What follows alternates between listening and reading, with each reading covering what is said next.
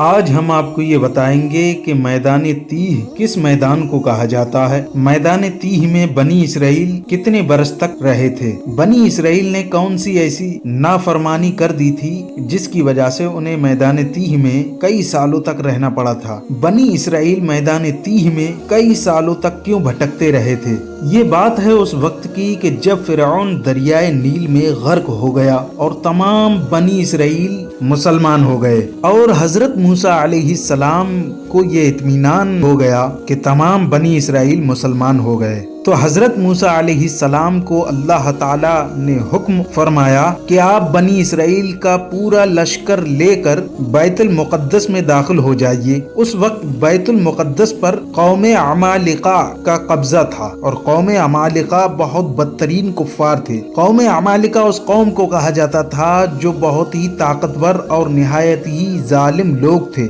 بہت پاورفل لوگ تھے، وہ بہت ظلم کیا کرتے تھے۔ حضرت موسیٰ علیہ السلام 6 لاکھ بنی اسرائیل کو اپنے ساتھ لے کر قوم عمالقہ سے جہاد کرنے کے لیے روانہ ہو گئے، مگر جب بنی اسرائیل بیت المقدس کے قریب پہنچے تو ایک دم تمام بنی اسرائیل ڈر گئے اور کہنے لگے کہ اس شہر میں قوم عمالقہ ہے جو بہت ہی زور آور اور زبردست ہیں، بہت ہی طاقتور لوگ ہیں اور نہایت ہی ظالم لوگ ہیں، بہت ظلم و ستم کیا کرتے ہیں، لہذا جب تک یہ شہر کے لوگ اس شہر میں رہیں گے ہم ہرگز شہر میں داخل نہیں ہوں گے۔ بلکہ بنی اسرائیل نے حضرت موسیٰ علیہ السلام سے یہاں تک کہہ دیا تھا کہ اے موسیٰ، آپ اور آپ کا خدا جا کر اس زبردست قوم سے جنگ کریں، ہم تو یہیں بیٹھے رہیں گے۔ بنی اسرائیل کی زبان سے یہ سن کر حضرت موسیٰ علیہ السلام کو بہت بڑا صدمہ ہوا اور آپ بہت بڑے رنج میں پڑ گئے۔ پھر آپ نے اللہ تبارک و تعالیٰ کے دربار میں یہ عرض کیا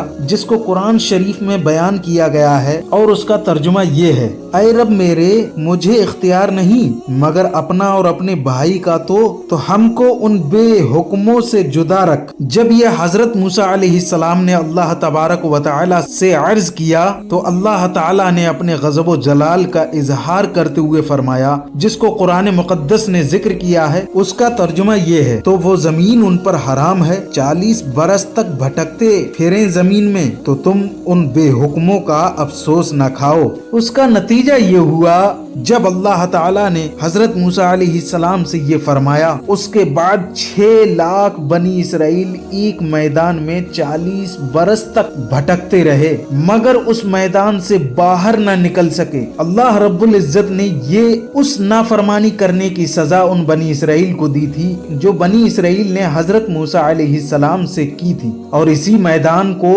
میدان تیہ کہا جاتا ہے۔